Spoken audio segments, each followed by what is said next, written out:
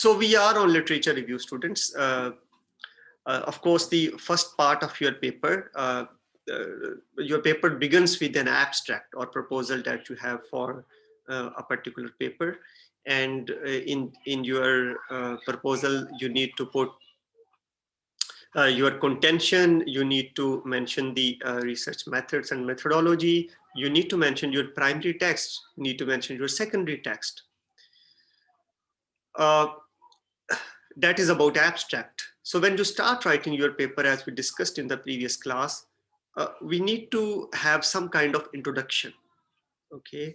And in that introduction part, the content almost remains same as is in the abstract. It is in more elaborated form.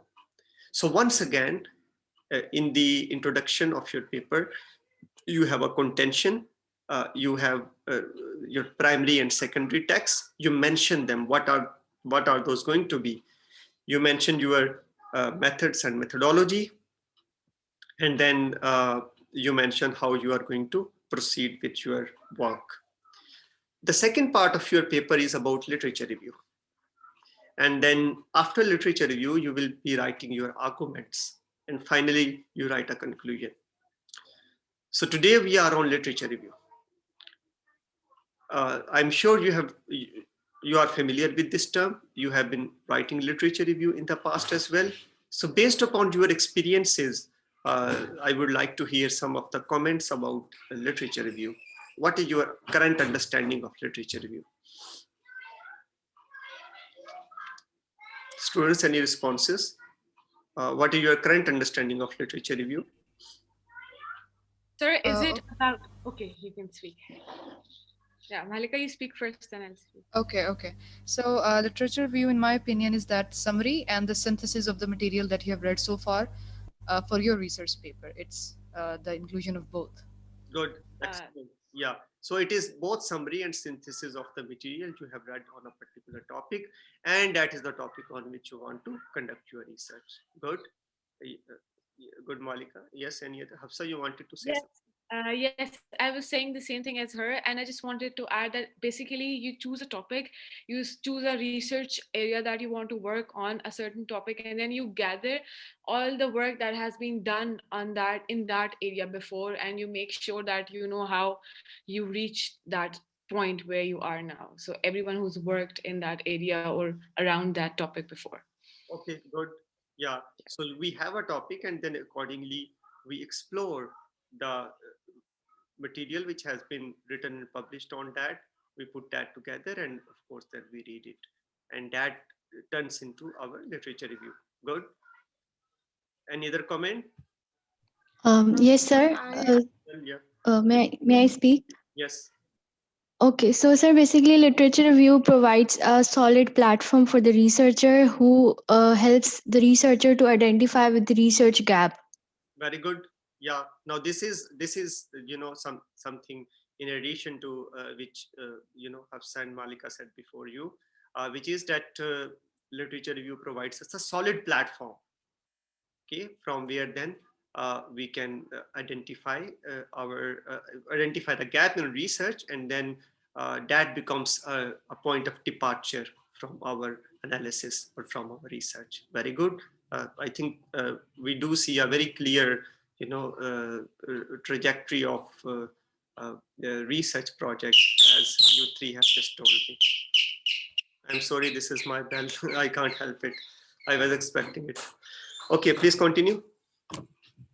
Yeah, so sir, I have the same opinion as Hafsa. It's basically a review of the work that's already been done on the particular topic that one is working on, and it helps in clarifying the scope and as well as the gap, as Sijil already said.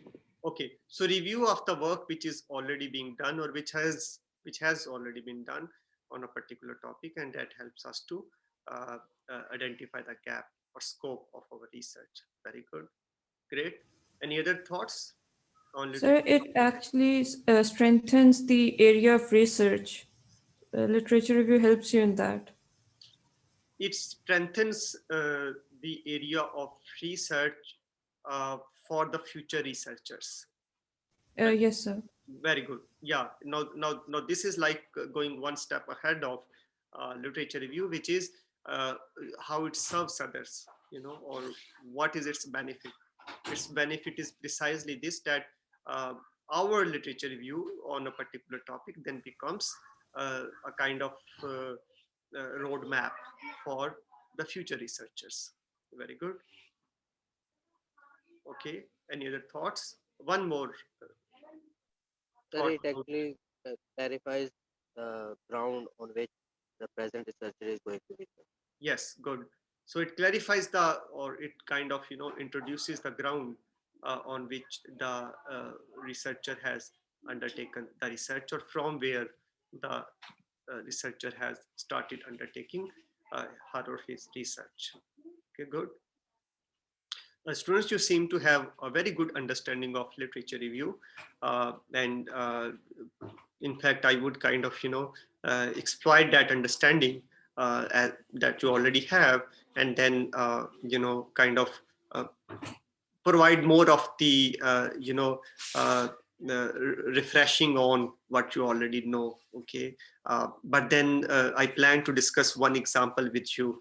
I'll share a research article with you at the end of this presentation, and then I will ask you to identify the literature review in that, and we can then discuss that literature review in terms of what we learned through this presentation. All right. Um, so we'll begin, I think, after a slide or two. We will have to restart the session, which is fine. We can do that. Okay. So a literature review is a collection of materials on a topic, and it is published information. That is what mostly happens, and there is a time bar on that as well, which as the researcher we impose ourselves. Okay. So for example, if we are going to write our paper on Shakespeare, a writer who was born a number of centuries ago, whose work was published at least a century ago, actually more. A lot of material has been published on Shakespeare. Okay, so in order to conduct research on Shakespeare, we sometimes allocate a certain time on which we are going to consider to write our literature review. That is a researcher's own choice. That is always possible. Um, there are many other ways to impose a kind of time embargo on our researches. So if we, for example, want to work on US-Pakistan cultural relations as reflected in novel, it is just an example. Okay. um, or US-Mexico relationship as reflected in the in novel. There are many ways to do it, but one way could be, in case of Pakistan, one could say that I plan to study US-Pakistan culture relations as reflected in post 9/11 novel, right? So that way, I imposed a restriction, time restriction, on what kind of literature I'm going to review, to write my literature review. That time bar helps us to manage our project within a given time. Okay.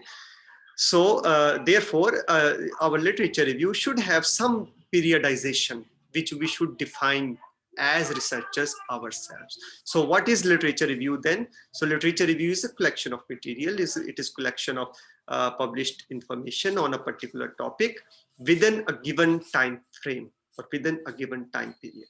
Okay. So examples of those articles or those materials or that published information, examples of those could be research articles, we are well aware of them, book chapters, again, we are well aware of them, or sometimes critical essays. Okay, this last element of literature review or of material on a particular topic is very special to English literature. I mean, the subject that we are dealing with. Okay, you might not find many critical essays in other domains, but in English literary studies, you will find quite a number of critical essays as well. They also form the repository of that material which you can review to write your literature review. Continuing with what is literature review.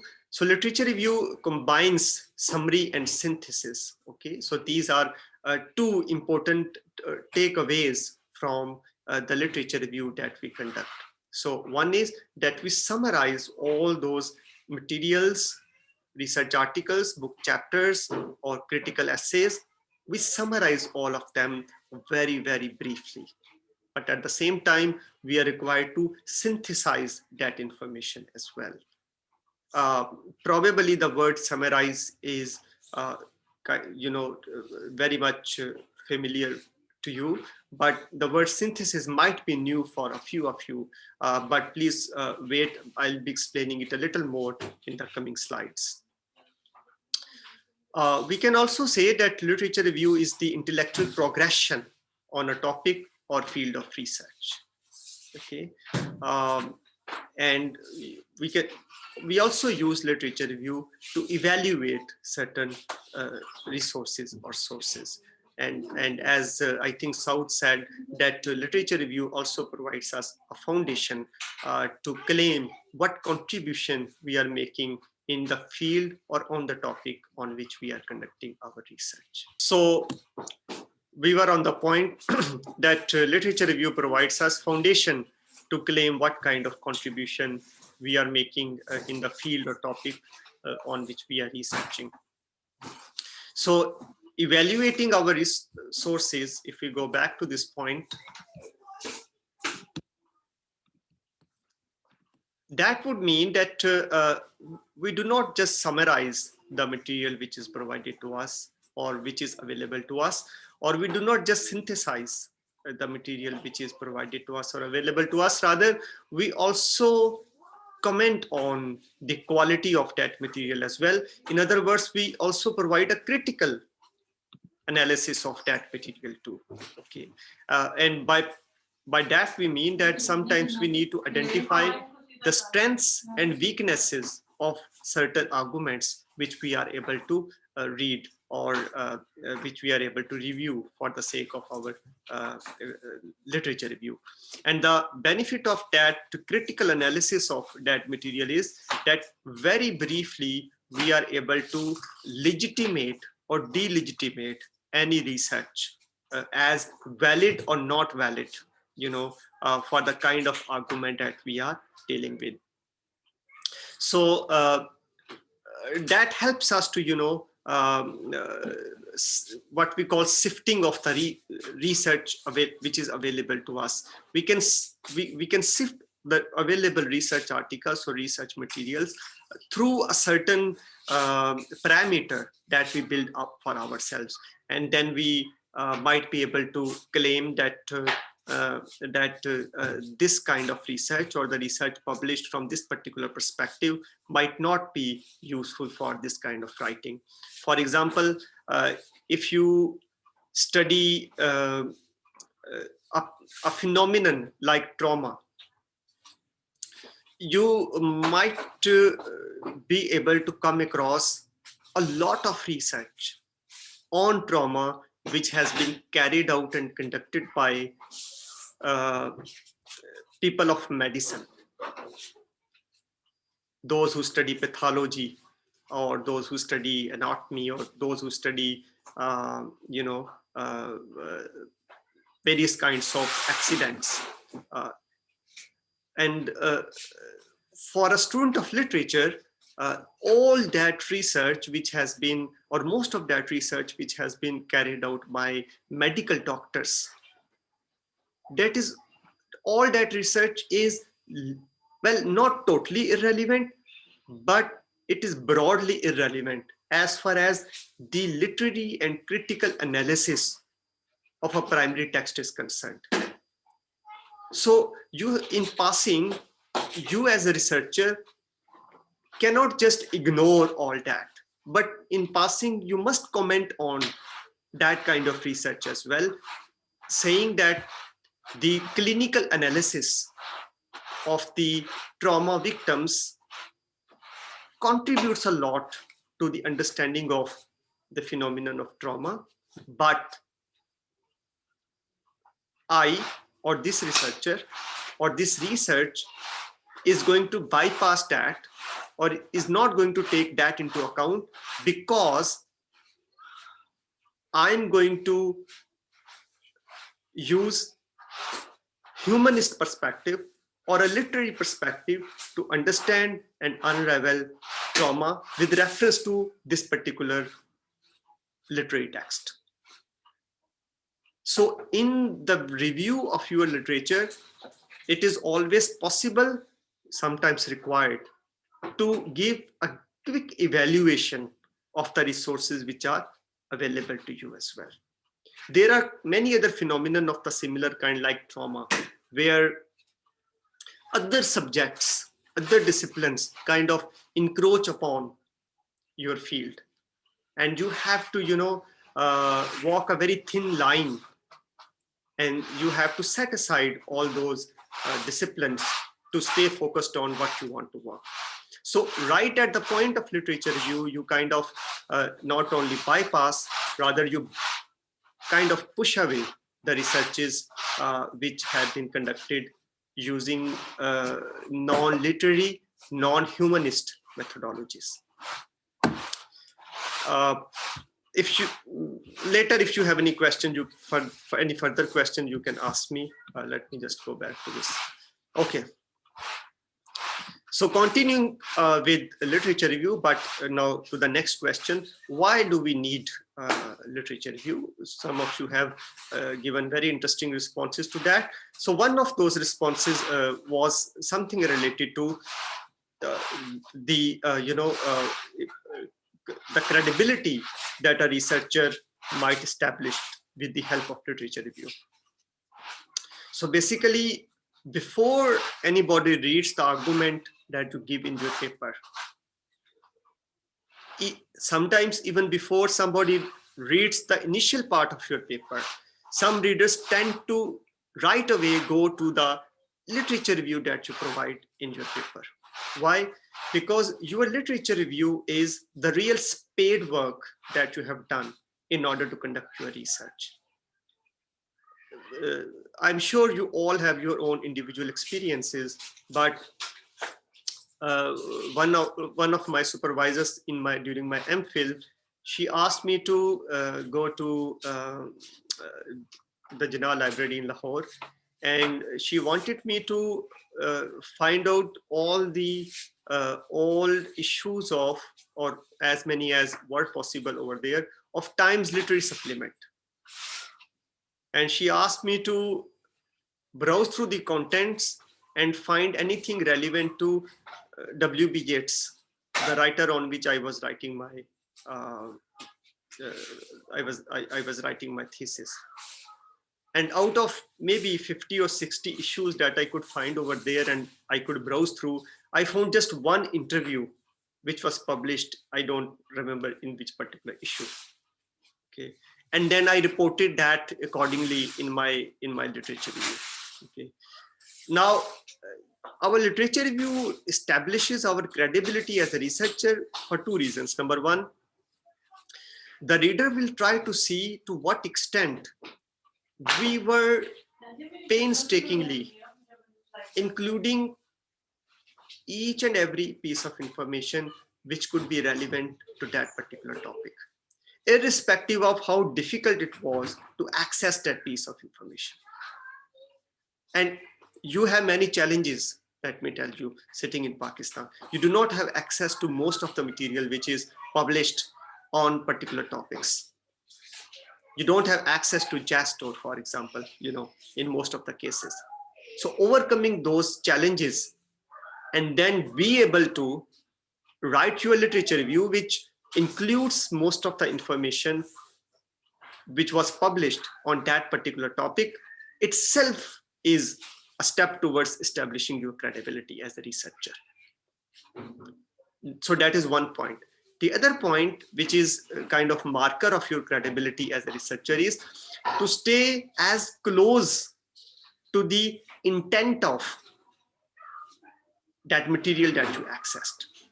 So you don't misquote, you don't misrepresent, you don't give a wrong paraphrase. Rather, you try to stay as close to the real intent of all of those pieces that you consulted. Senior researchers who have done a lot of research on a particular topic, mostly they are aware of all those resources that you are putting in your literature review. So by giving a quick look at your literature review, one can very easily figure out were you close to the agreed upon intent of the researches that you have quoted in your literature review.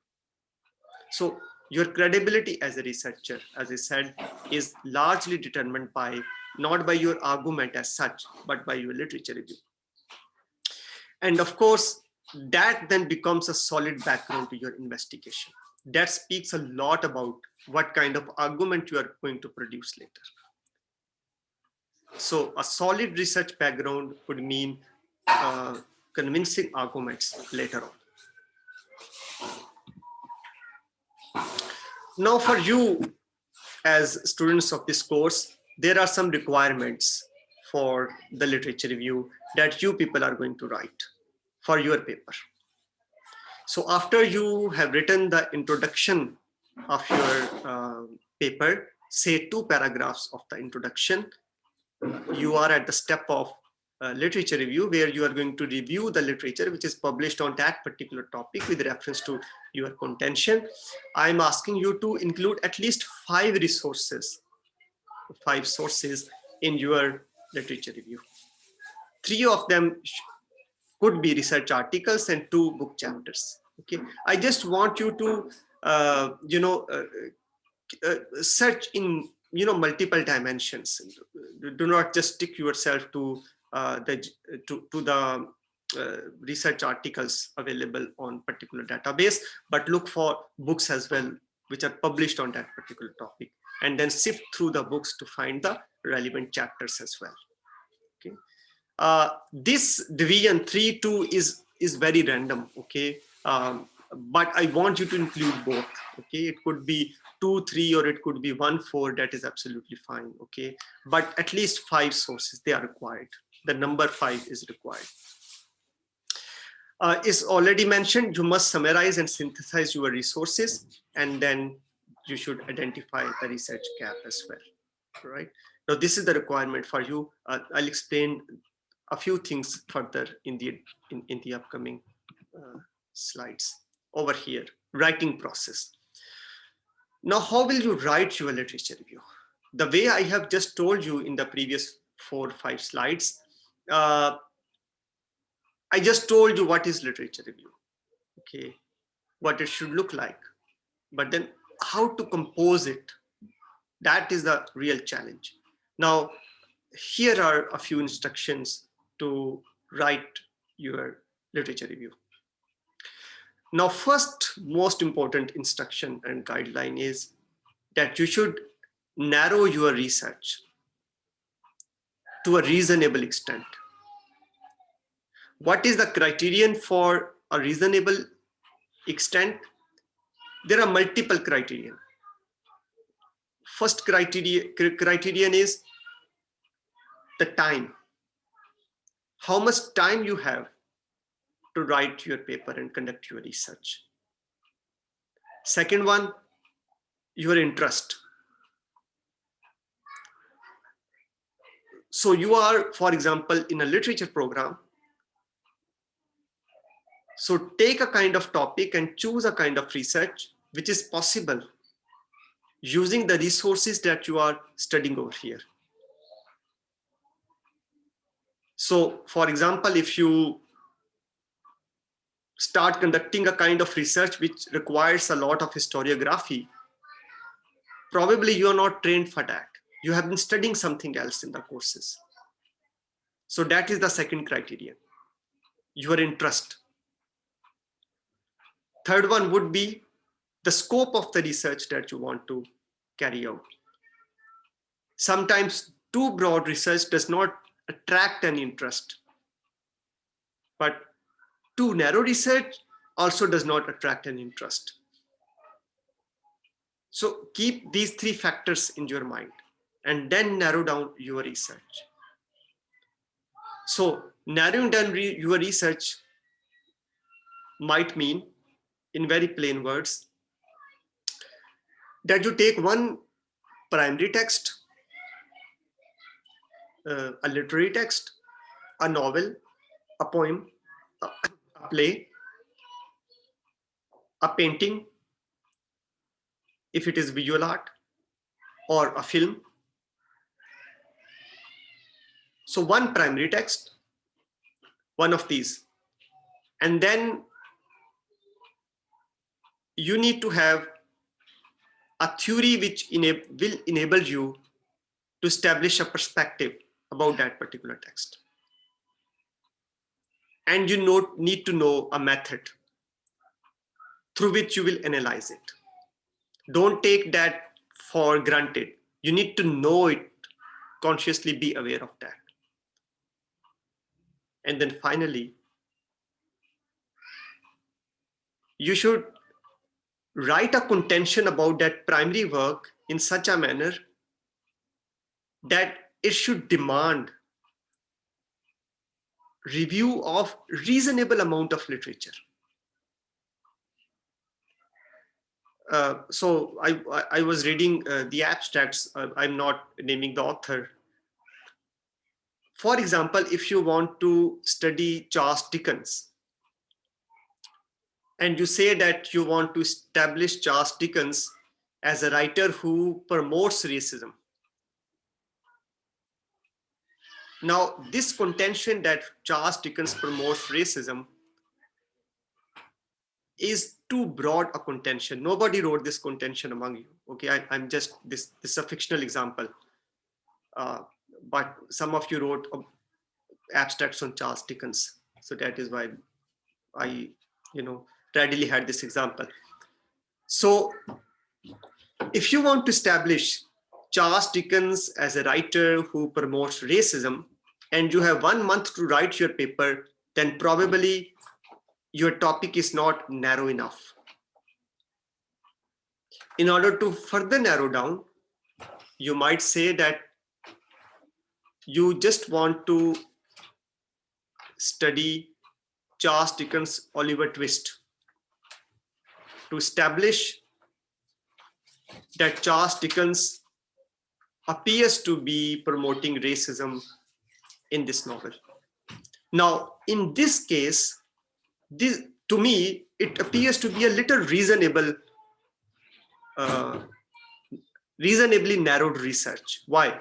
Because I only need to read one novel, and I only need to read just that material which, number one, is about this novel, and number two, which is only about the issue of race in this novel. So a lot is written about Charles Dickens, but you are not going to review all that because you have narrowed your research enough. You might find 200 articles about Oliver Twist, okay, but you might find on the element of race just 50 articles, maybe 40 articles. Out of those 40, you can do further research and find out that, well, 15 to 20 are relevant for my paper. It is possible to read 15 to 20 articles for one particular paper in a given time frame. Probably in 1 month you can't do that, but still it is reasonably narrowed research. All right. So this is what we mean by narrowing down your research. Okay. Do not keep it general. Be very specific. This is what you want to do. That will help you to limit the amount of literature that you plan to review. Okay, so this is the first step of writing your literature review. It is kind of pre-step, it happens before you even start doing it. Now, the second step in writing your research paper is, students, you have done your preliminary research. You have found a number of articles on the topic and contention on which you are going to write your paper. Your professor told you to have 5 resources. You have finalized 5 resources. Okay. Now is the step for you to write your literature review. So you, first of all, of course, start reviewing that literature. Now, while you start reviewing your literature, that is what you should do. Of course, you should, while reading it, highlight and annotate the relevant material. So what should be the purpose of reading all that material? The purpose of reading all that material is to find out those authors' comments about the contention that you have. Now, a full-length research paper, when you read it, students might not exactly have responded to the kind of contention that you have. For example, if you are identifying the racist perspective in Charles Dickens' Oliver Twist, your contention might be that you that or your goal might be that you aim to identify the racist element in Oliver Twist through the racist vocabulary used by the white characters in the novel. Now, this is very specific research you are carrying out. Now, 5 articles that you are going to read, you might find, for example, the first author you picked on, that particular author did not actually identify the racist vocabulary in the whole article. You might find out that even if that particular research article you found it to be relevant for your research, initially when you read the abstract said that this article studies racism in Oliver Twist, therefore you chose that article for your literature review. But when you started reading it in detail, you realized that this author is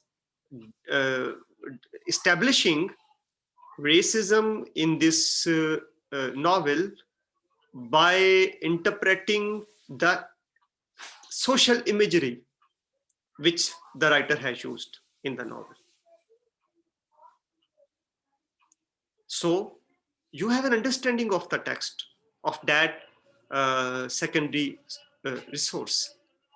And the understanding is this, that this particular article discusses just the social imagery and not what you are looking for, which is the racist vocabulary in the novel. Let me pause for this background noise.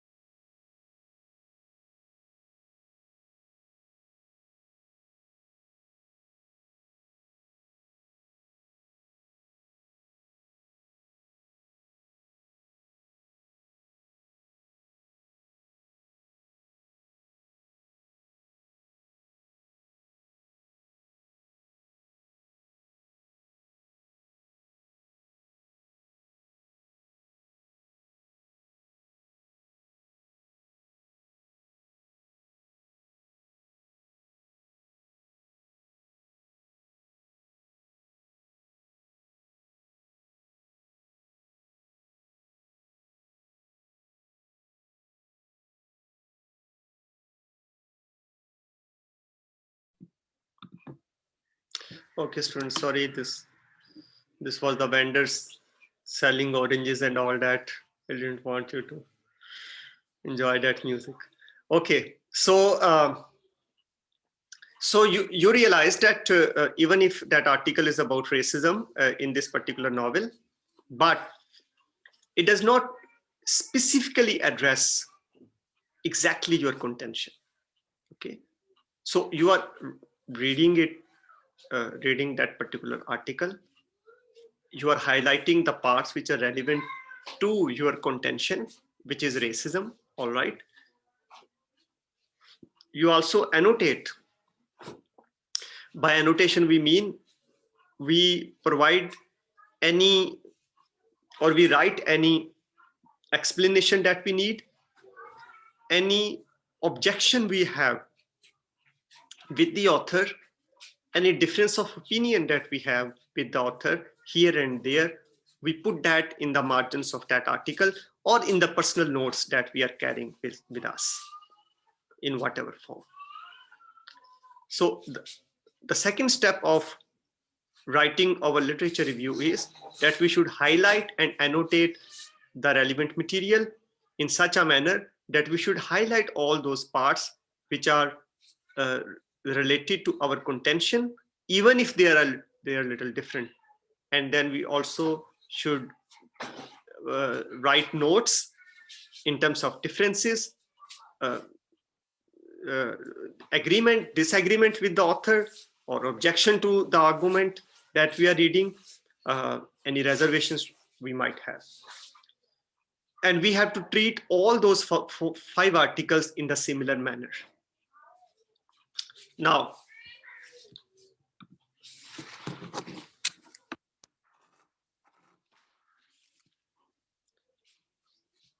okay, so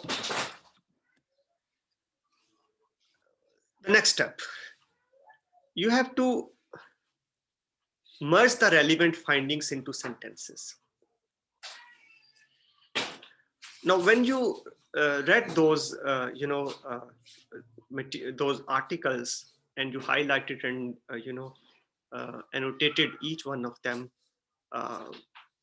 pick one of them. Which one first, we will talk about it later, or any one of them. And then you need to have a clear, well-stated understanding of that particular article with reference to the contention that you have. And you need to write it down in the form of a sentence. So you are finding, after reading article 1, any one, it's an example.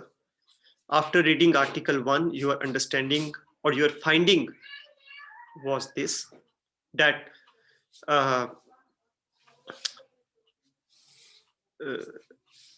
the author so and so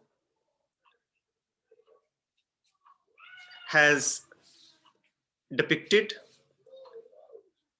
the social imagery in Oliver's Twist, which appears to be racist.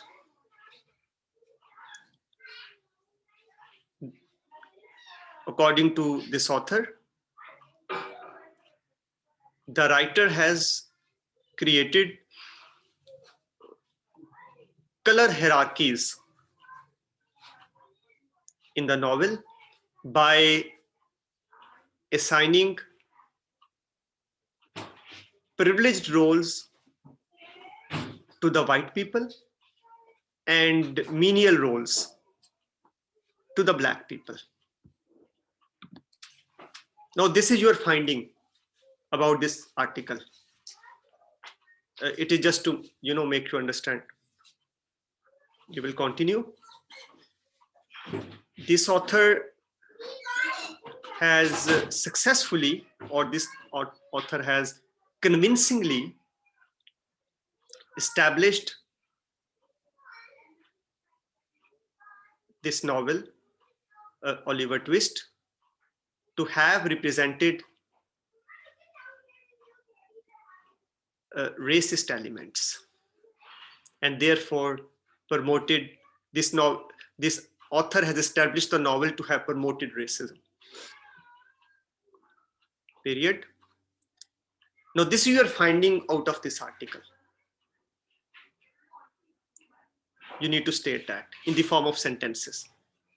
It is this third sentence, merge the relevant findings into sentences, and you are doing that. And then you might recall the evaluation point or your critical lens about this article. You might say, however, you still continue. However, this article does not scrutinize the racist vocabulary in the novel. When you have said this, what I have just stated for you, you are done with reviewing the first article. What did you do through the first article? You both summarized and synthesized the article at the first stage. You summarized in the sense that you very briefly told what the article is about, but then you gave a very brief perspective about that article as well. Now, later, there would be a second stage of synthesis. I will explain that once again.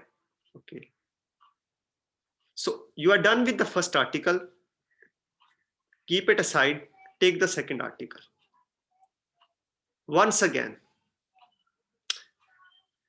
this article studies racism in Charles Dickens' novels. Of course, you will take care of using variety of language. Do not repeat the sentences.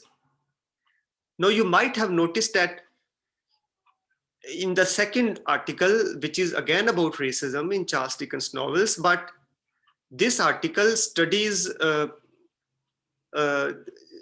racism through the slaves mentioned in the novel.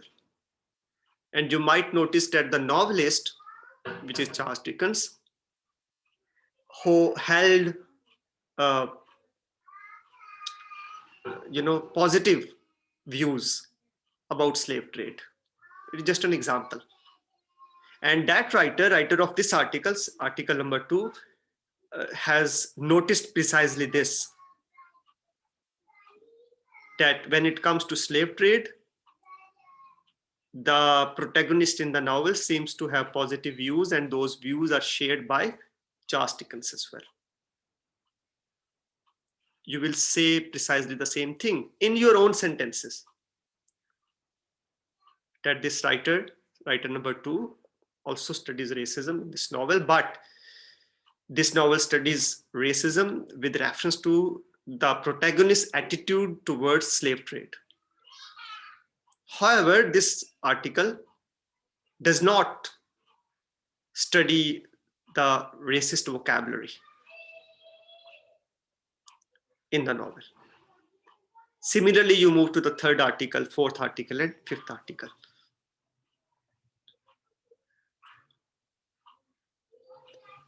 So in some cases, you might review all 5 articles in one paragraph, but it is also possible to review them in 2 paragraphs. That depends on how much you have to write in terms of the full length paper. Okay. So it can exceed even 2 paragraphs. You might have 1 paragraph for each article that you review. So for 5 sources, you might have 5 paragraphs. Okay, but for a 2000 words paper, maybe 1 paragraph should be enough, or maximum 2. Okay, so a 300 words literature review should be just fine, for a 2000 words paper, because you have to write some introduction, then arguments, and then conclusion as well. Okay.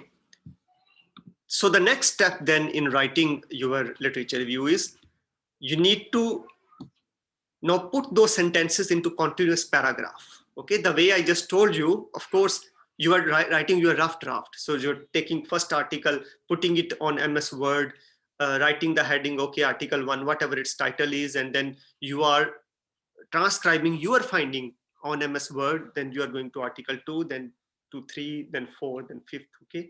But then you need to merge all those sentences into a continuous paragraph so that there are smooth transitions from one author to the other author, so that your language does not repeat itself, okay? So now you are on the next step of writing process, writing your literature review. So very, very important step. That is for which you write your literature review mainly.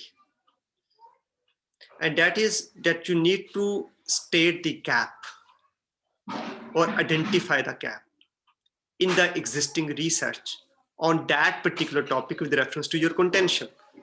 So students, you reviewed those 5 research articles, right? And you found that all those articles do study racism in Charles Dickens' novel. But none of those articles actually studies the racist vocabulary in the novel. So that is the gap you have identified through the writing process. So you end your literature review with these very important comments that the literature reviewed above, or the authors mentioned above, they convincingly and thoroughly explore racism in Charles Dickens' fiction, especially in his Oliver Twist. But none of these articles explores or notices that racism is reflected through the vocabulary that Charles Dickens uses in Oliver Twist. When you state this, you have stated the research gap that you have identified. Where does the research gap exist? In the literature that you reviewed. You're not responsible for anything which is out of that literature, right? You reviewed that literature. So in the reviewed literature, okay, you found this research gap. And you state it like this.